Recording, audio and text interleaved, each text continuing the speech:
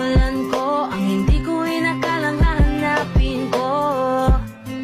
Ngayon hawak mo ang kamay na minsan na rin kinapitan ko, at nasa iyo na.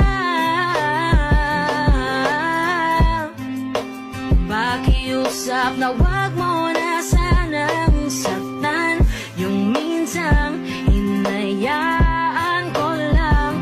Pwede ba na ingatan yung sinayang ko lang? Pwede bang ingatan mo siya? Mga bagay na di ko man lang nagawa nung kami pa. Bawat arawan nyo na magkasama, eh may mga ngiti nyo na higit nung kami pa. Ingatan mo siya, dahil mali ako nung hinayaan ko siya na mawala. Ipakita mong siya ang mundo, masakit may kasalanan.